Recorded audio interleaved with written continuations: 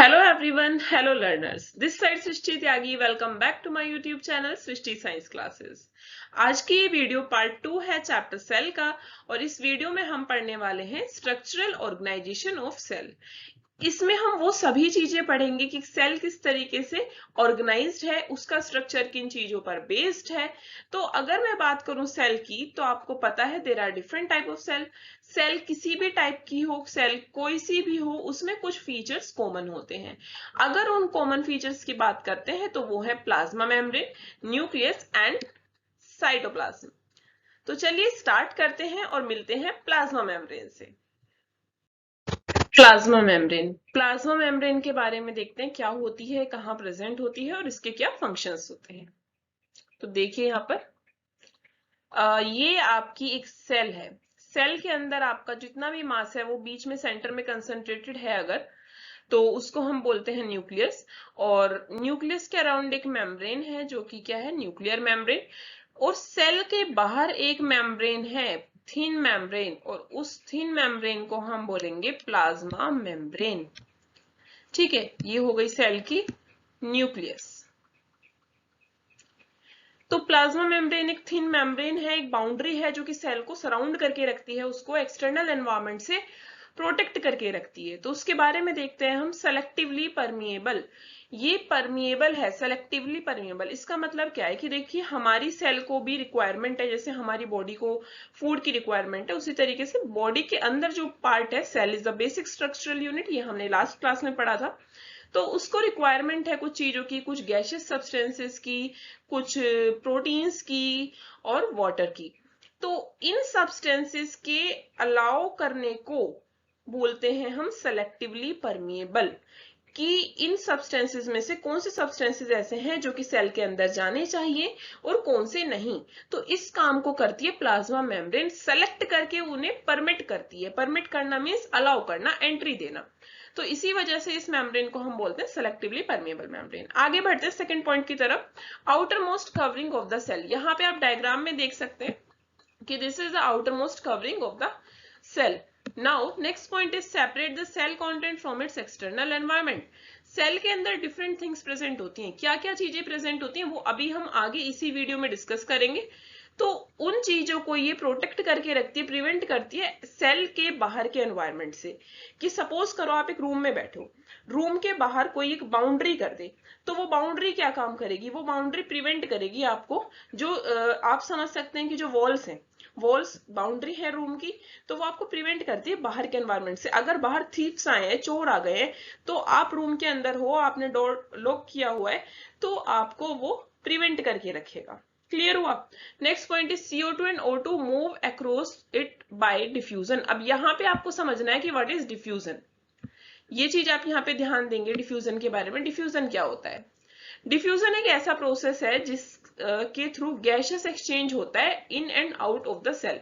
मतलब पहली चीज, किसी भी चीज के ट्रांसपोर्ट के लिए, एक्सचेंज के लिए आपको यहाँ पर ये समझना जरूरी है कि कोई भी चीज कहाँ से कहाँ जाएगी. सपोज कीजिए आपके पास एक ग्लास में पानी है, 1 ग्लास ऑफ वाटर, और आपके फ्रेंड को भी पानी चाहिए. उसके पास ग्लास खाली तो नहीं है, लेकिन आधा ग्लास है, बट उसे आधा ग्लास से ज्यादा पानी चाहिए. तो अब मुझे ये बताइए कि कहाँ से कहाँ पानी जाएगा.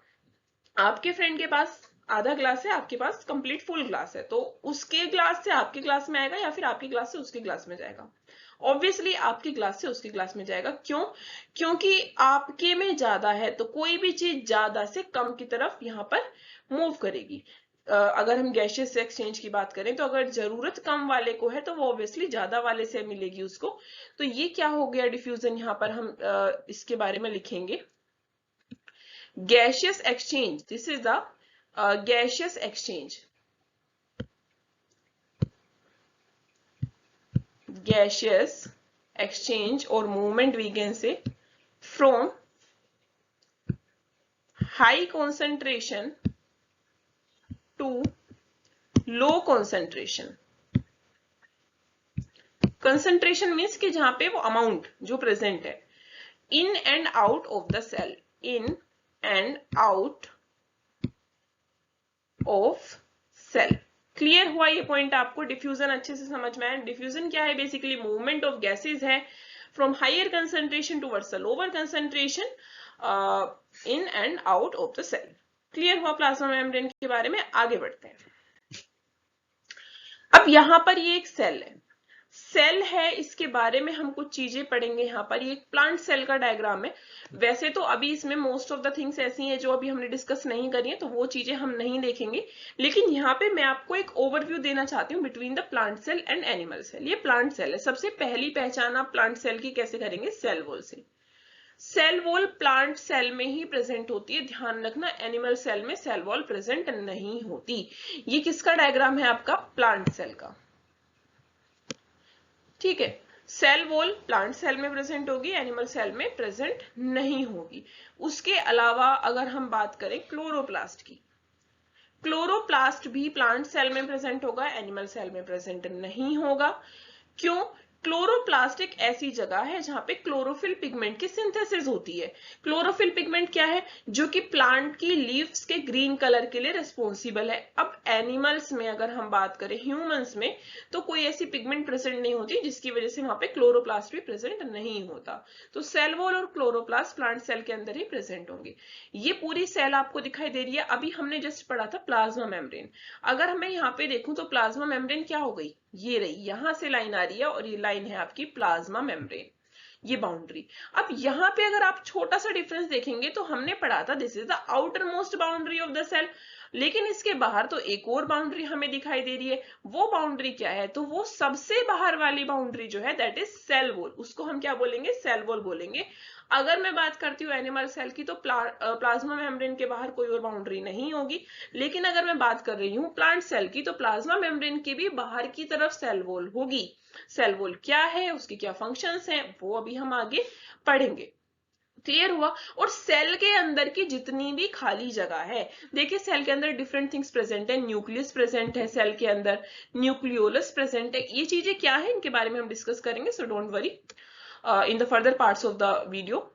लाइसोसोम्स प्रेजेंट है, तो डिफरेंट चीजें प्रेजेंट है। लेकिन जहां कुछ भी नहीं है, जो खाली जगह है लाइक दिस, तो ये खाली जगह बोली जाएगी साइटोप्लाज्म। इस खाली जगह को हम क्या बोलेंगे?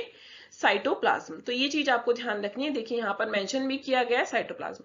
सो cytoplasm is the empty space of the cell which contains the fluidy substance. जो फ्लूइड सब्सटेंस है, फ्लूइड कंटेंट है, वो साइटोप्लाज्म में प्रेजेंट होता है। बेसिक ओवरव्यू आपको मिल गया प्लांट सेल का। आगे बढ़ते हैं हम इसमें। यहां पर आ जाती है हमारी एनिमल सेल। एनिमल सेल के बारे में देखिए, एनिमल सेल में आपको कहीं भी किसी भी लेबलिंग में अगर मैं पॉइंट आउट करती हूँ, ये देखिए किसी भी लेबलिंग में आपको सेल वॉल नजर आ रही है? सेल वॉल ढूंढिए, नहीं आ रही। इट मीन्स एनिमल सेल में सेल वॉल प्रेजेंट नहीं होती, ध्यान रखना है। और यहाँ पे जो सबसे आउटर मोस्ट बाउंड्री होगी that will be plasma membrane. ये रही, देखिए इसके बाहर कोई और बाउंड्री नहीं है। ये पूरी मेम्ब्रेन बाउंड जो डबल लेयर की है, ये पूरी डबल लेयर स्पेस जो है ये प्लाज्मा मेम्ब्रेन का होगा। क्लियर हुआ? यहाँ पे आपको कहीं क्लोरोप्लास्ट नजर आ रहा है? ध्यान से देखो, क्लोरोप्लास्ट नहीं नजर आ रहा। इट मीन्स क्लोरोप्लास्ट भी एनिमल सेल में प्रेजेंट नहीं होता। बाकी की सारी चीजें हैं, जैसे गोल्जी एपरेटस है, स्मूथ एंडोप्लाज्मिक रेटिकुलम, ये सब क्या है इनके बारे में हम जल्दी पढ़ेंगे, इनसे जल्दी ही हम मुलाकात करेंगे। तो आगे बढ़ते हैं हम। ये आपको जनरल ओवरव्यू मिल गया एनिमल सेल का। Moving towards the next, osmosis. Osmosis के बारे में अब यहाँ पर हम पढ़ेंगे। सबसे पहले क्या है ऑस्मोसिस? तो अगर मैं बात करूं ऑस्मोसिस की, तो ये फ्रेंड है, किसकी फ्रेंड है? डिफ्यूजन की। तो यहाँ पे मैं लिख दूंगी फ्रेंड ऑफ डिफ्यूजन। कैसे? ये डिफ्यूजन की फ्रेंड कैसे है? यहाँ पर समझिए, डिफ्यूजन क्या था? डिफ्यूजन एक ऐसा प्रोसेस था जिसमें गैसियस एक्सचेंज होता था from higher concentration to the lower concentration inside और outside the cell through the semi-permeable membrane, that is plasma membrane. Okay, selectively permeable membrane, plasma membrane. यहां पर उसी तरीके से ऑस्मोसिस है। ऑस्मोसिस में भी मूवमेंट होगी सब्सटेंसेस की, हायर कंसेंट्रेशन से लोअर कंसेंट्रेशन की तरफ होगी और सेमी प्लाज्मा मेम्ब्रेन के अक्रॉस ये मूवमेंट होगी। तो यहां पर क्या डिफरेंस है दोनों में? दोनों में सिर्फ इतना डिफरेंस है कि डिफ्यूजन जो था वो गैसेस के लिए था, गैसियस सब्सटेंसेस के लिए था, लेकिन ऑस्मोसिस जो है वो वाटर के लिए है। यहाँ पर हमें तीन कंडीशन पढ़नी है, हाइपोटोनिक, आइसोटोनिक एंड हाइपरटोनिक। ये तीनों कंडीशन ऑस्मोसिस की है। हाइपो का मतलब होता है कम, ठीक है। एक एग्जांपल देती हूँ मैं आपको। आपके घर में किशमिश होती है, रेजिन होती है, अगर आप उसको पानी में सोक करके रख देते हैं कुछ टाइम के लिए, तो क्या होता है कुछ टाइम बाद कि वो उसका साइज ना आपको बड़ा दिखता है, वो स्वेल हो जाती है। क्यों? क्योंकि अगर हम उसको एक सेल से कंपेयर करेंगे तो उसके अंदर तो कोई पानी नहीं था, मॉइस्चर नहीं था, लेकिन जिस एनवायरमेंट में, जिस सराउंडिंग में आपने उसको रखा, वहां पे पानी था, वाटर का अमाउंट वहां पे था, तो वो बाहर से अंदर की तरफ मूव करने लगा, क्योंकि सेल के अंदर कम वाटर था, और सेल के अंदर जब पानी ज्यादा आ गया तो सेल का साइज बड़ा हो गया, सेल स्वेल हो गई। क्लियर हुआ?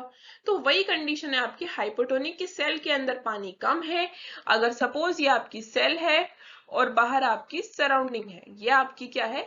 सराउंडिंग है, तो पानी कहां से कहां मूव करेगा? सराउंडिंग में पानी मोर है, ज्यादा है, और सेल में जो पानी है वो लेस है।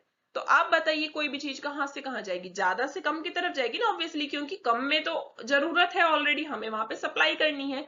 तो ये जाएगा सराउंडिंग से सेल की तरफ, ये मूवमेंट होगी, और इसमें जो सेल का साइज है वो इंक्रीज हो जाएगा।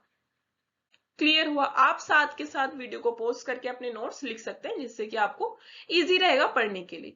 Next condition is isotonic. अगर मैं बात करूं वाटर के फ्लो की, सिमिलरली यहां पर आपकी एक सेल है, यहां पर आपकी सराउंडिंग है, ठीक है। तो वाटर के जो मूवमेंट है वो बाई डायरेक्शनल है, वो अंदर भी होगा और बाहर भी होगा, लेकिन हमें नेट मूवमेंट देखनी है कि टोटल मूवमेंट। अब आइसो का मतलब तो होता है सेम, कि ना सेल के अंदर पानी ज्यादा है और ना ही सराउंडिंग में। जो वाटर की कॉन्सेंट्रेशन है that is same both in cell and surrounding. तो पानी की जो मूवमेंट है वो दोनों ही डायरेक्शन में होगी, inside and outside the cell, और जो नेट मूवमेंट होगी वो उसकी कैसी हो जाएगी? जीरो हो जाएगी, इक्वल रहेगी, equal inside the cell and equal outside the cell. तो यहाँ पे जो साइज होगा सेल का वो सेम रहेगा, सेम साइज। क्लियर हुआ? नेक्स्ट कंडीशन आ जाती है आपकी हाइपरटोनिक कंडीशन। हाइपर का मतलब होता है ज्यादा, ज्यादा मतलब मोर, कि सेल के अंदर पानी ऑलरेडी ज्यादा है but there is less water in the surrounding. तो कहां से कहां जाएगा पानी? सेल से जाएगा सराउंडिंग में। ये आपकी सेल है, यहाँ पे आपकी सराउंडिंग है, सेल के अंदर ज्यादा पानी है और सराउंडिंग में पानी कम है। तो कहां से कहां आएगा? सेल से सराउंडिंग में आएगा। अब जब सेल से वाटर कंटेंट निकल गया है, वो सराउंडिंग में आ गया है, तो सेल के साइज पे क्या असर पड़ेगा? जब उसका पानी हमने सोख लिया है, बाहर निकाल लिया है, तो उसमें श्रिंकेज आ जाएगी, सेल का जो साइज है वो छोटा हो जाएगा, सेल विल श्रिंक। क्लियर हुई आपको तीनों ऑस्मोसिस के प्रोसेस? तो ये ऑस्मोसिस के तीनों ही प्रोसेस थे। अब हम इसके बारे में थोड़ा सा देखेंगे। ये देखिए, यहाँ पर आपको स्क्रीन पे एक डायग्राम नजर आ रहा होगा। पहला जो है वो है हाइपोटोनिक सॉल्यूशन का। सेल को हमने एक ऐसे सॉल्यूशन में प्लेस किया है जो कि हाइपोटोनिक है। हाइपोटोनिक है मतलब कि जो सेल है उसके अंदर तो पानी आपका कम है और बाहर जो पानी है वो ज्यादा है। तो मूवमेंट कुछ इस तरीके से होगी, सेल स्वेल्स, यहाँ पर आपको दिख रहा होगा नेट वाटर गेन, सेल पानी गेन करेगी, जिसकी वजह से उसका साइज आपको इंक्रीज नजर आ रहा होगा। नेक्स्ट आ जाता है आपकी हाइपरटोनिक कंडीशन। हाइपरटोनिक कंडीशन में पानी सेल के अंदर से निकल जाएगा, लॉस हो जाएगा वाटर, और यहाँ पर सेल श्रिंक कर जाएगी, सेल का जो साइज है आप यहाँ पर देख सकते हैं कि वो छोटा हो गया है। नेक्स्ट आइसोटोनिक में जैसा कि हमने पढ़ा था कि वाटर की जो मूवमेंट है वो इन बोथ डायरेक्शन है, इनसाइड और आउटसाइड। तो यहाँ पर सेम कॉन्सेंट्रेशन है, सेल के अंदर भी वाटर की कॉन्सेंट्रेशन सेम है और मीडियम में भी। तो क्या होगा? जो net, there is no loss no gain. तो ये इस टाइप की कंडीशन को हम बोलेंगे आइसोटोनिक, और इसमें सेल का साइज भी देखिए सेम है, ना ही इंक्रीज हो रहा है और ना ही डिक्रीज हो रहा है। क्लियर हो गया? यहाँ पे आपको कोई डाउट है यहाँ तक? नहीं। ठीक है, आगे बढ़ते हैं हम इसमें। यहाँ पर दो क्वेश्चन हैं जो आपको करने हैं, यहाँ पर पता चलेगा कि आपने वीडियो को कितने ध्यान से सुना है। First question is how do substances like CO2, carbon dioxide, water move in and out of the cell. ध्यान करिए, फ्लैशबैक में जाइए। तो इसका मतलब कि जो CO2 है एक गैस है, तो वो किस प्रोसेस के थ्रू मूव करेगी? By the process of diffusion through the semi permeable membrane और selectively permeable membrane that is plasma membrane. और अगर बात करूं वाटर की, it moves through the osmosis by plasma membrane. Clear हुआ? यहां पर आप इस क्वेश्चन को एक्सप्लेन कर सकते हैं। Now the question is why is plasma membrane called selectively permeable membrane? So, how can you answer this question? You will answer like that. Plasma membrane is also known as a selectively permeable membrane because it selects the substances that needs to go inside the cell or outside the cell and then allow their entry or exit in and out of the cell. Permeable means allow करना।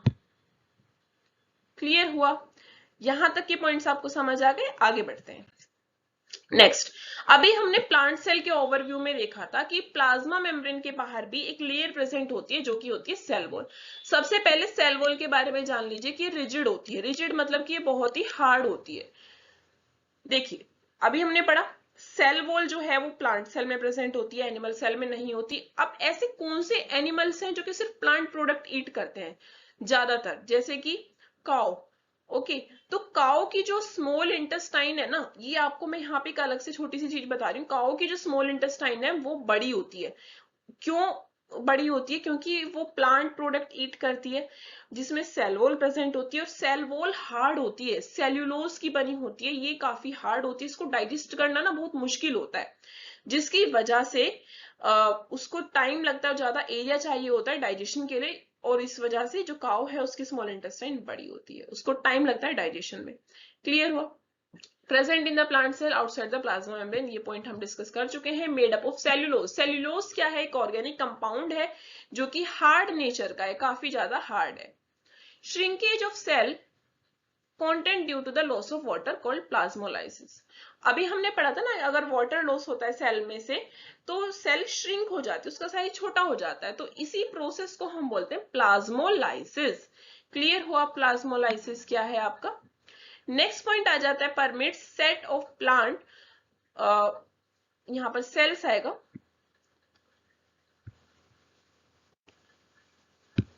Cell of plant fungi and bacteria to withstand very hypotonic external media without bursting। अगर कोई cell है और उसका medium hypotonic है, hypotonic means कि जो cell है वो स्वेल हो जाएगी, उसके अंदर वाटर कंटेंट ज्यादा हो जाएगा, लेकिन सेल वॉल उसकी हेल्प करती है कि सेल बस्ट ना हो जाए, फट ना जाए, वो वाटर कंटेंट ना रिलीज हो जाए, तो सेल वॉल उसमें भी हेल्प करती है। सेल वॉल के बारे में सारे पॉइंट्स आपको क्लियर हो गए? आगे बढ़ते हैं। अब आती है हमारी न्यूक्लियस। अभी जस्ट हमने प्रीवियस स्लाइड्स में देखा था कि न्यूक्लियस जो है वो सेल के अंदर प्रेजेंट होती है, न्यूक्लियस के बाहर एक न्यूक्लियर मेम्ब्रेन प्रेजेंट होती है। अब इसके बारे में पढ़ते हैं। Surrounds by a double layer membrane called nuclear membrane. इसके चारों तरफ, इसके बाहर एक डबल लेयर मेम्ब्रेन प्रेजेंट है जिसको हम क्या बोलते हैं? न्यूक्लियर मेम्ब्रेन बोलते हैं। न्यूक्लियर मेम्ब्रेन हैज पोर्स, उसमें पोर्स प्रेजेंट होते हैं, छोटे छोटे ना होल्स प्रेजेंट होते हैं जो कि ट्रांसफर ऑफ मटेरियल्स में हेल्प करते हैं। कहां से? न्यूक्लियस से साइटोप्लाज्म में। अब साइटोप्लाज्म क्या था? साइटोप्लाज्म सेल के अंदर की वो सारी खाली जगह जिसमें different type of organelles present हैं। क्लियर? Now has chromosomes. अब क्रोमोसोम है क्या वो तो हम आगे पढ़ेंगे, लेकिन आपको मैं छोटा सा इतना इसका ओवरव्यू दे देती हूँ कि क्रोमोसोम कुछ ऐसे स्ट्रक्चर है कि जब एक सेल डिवीजन करने वाली होती है ना, जब वो डिवाइड करती है और हम उसको माइक्रोस्कोप में देखें तो उस टाइम पे हमें कुछ रोड शेप्ड स्ट्रक्चर दिखाई देते हैं, रोड शेप्ड स्ट्रक्चर दिखाई देते हैं, और उन्हीं रोड शेप्ड स्ट्रक्चर को हम क्रोमोसोम्स कहते हैं।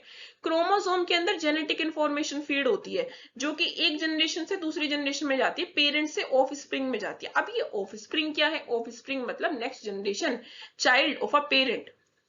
जो क्रोमोसोम है वो बने होते हैं डीएनए और प्रोटीन से, और play important role in cellular reproduction. ये किसके बारे में बात की गई है? ये बात करी गई है न्यूक्लियस के बारे में, कि न्यूक्लियस अगर हम देखें तो सेलुलर रिप्रोडक्शन में काफी ज्यादा इंपॉर्टेंट रोल प्ले करती है। कैसे?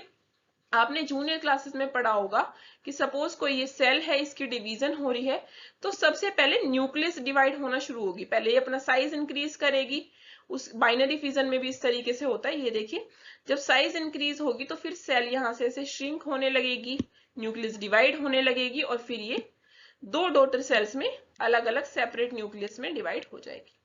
ठीक है, तो सेलुलर रिप्रोडक्शन में इंपॉर्टेंट रोल प्ले करती है। अब यहाँ पे बात आती है डीएनए की। डीएनए की फुल फॉर्म है डीऑक्सी राइबो न्यूक्लिक एसिड। ये प्रेजेंट होता है क्रोमेटिन की तरह। क्रोमेटिन क्या है? थिन थ्रेड लाइक स्ट्रक्चर है। अगर हम नॉन डिवाइडिंग सेल में देखें, नॉन डिवाइडिंग सेल में देखें तो डीएनए क्रोमेटिन की फॉर्म में प्रेजेंट होता है, लेकिन during the time of division ये रोड शेप ले लेता है और क्रोमोसोम की तरह हमें विजिबल होता है during the cell division under the microscope. Clear हुआ सारे पॉइंट्स? आगे बढ़े। ओके अब यहां पर आपको दो चीजों के बीच में ना डिफरेंस क्रिएट करना है, और वो है prokaryotic cells and eukaryotic cells. ये देखिए, प्रोकैरियोटिक सेल्स को हम बैक्टीरियल सेल्स भी बोलते हैं। क्या बोलते हैं हम इनको? Bacterial cells. अब बैक्टीरिया अच्छे भी होते हैं, बुरे भी होते हैं। यहाँ पे कुछ चीजें हम पढ़ेंगे। इसमें पुअरली डेवलप्ड न्यूक्लियस है। बैक्टीरियल सेल्स में जो न्यूक्लियस है वो पुअरली डेवलप्ड है। पुअरली डेवलप्ड मतलब कि इनकी न्यूक्लियस अच्छे से नहीं बनी हुई है।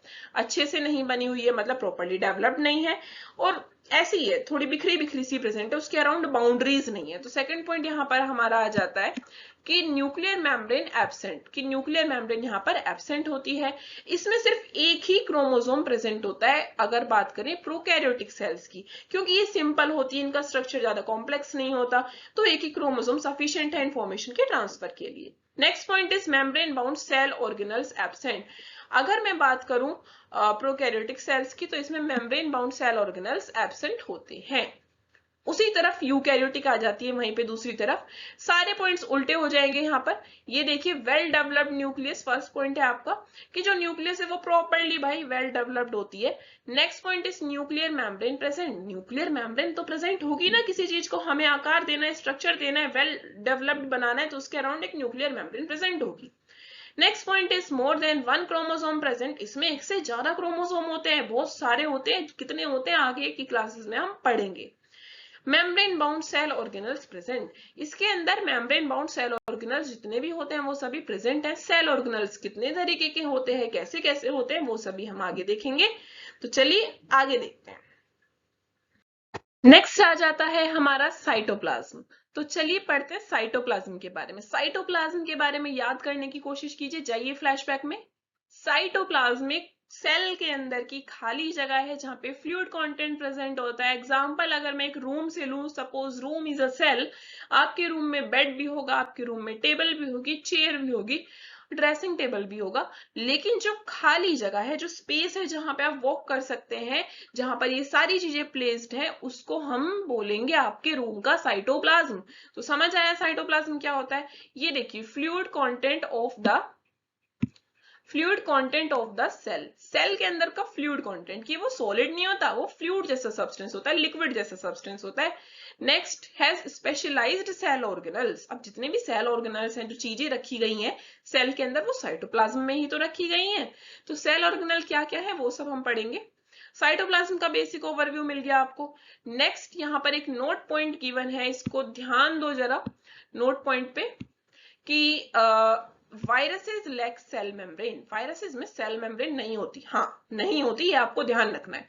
That's why they don't consider as living until they enter a living cell. तो इसलिए हम उनको लिविंग नहीं मानते। एक वायरस एक इंसान के डेथ के लिए रेस्पॉन्सिबल हो सकता है। आपने कोविड-19 का एग्जाम्पल देखा होगा, और ये बहुत अच्छे से आपने ऑब्जर्व किया होगा, लेकिन स्टिल एक नॉन लिविंग थिंग एक इंसान की डेथ का कारण बन सकती है। कैसे?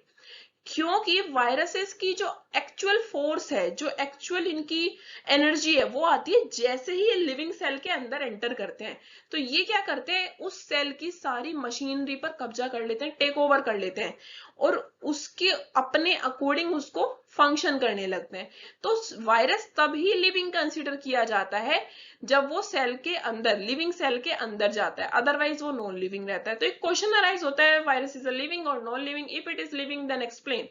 तो आप उसमें यही आंसर लिखेंगे कि virus is like cell membrane, that's why they are not considered as living, but if they enter a living cell they will take over the machinery of that cell, so they will be considered as living. It is a living feature.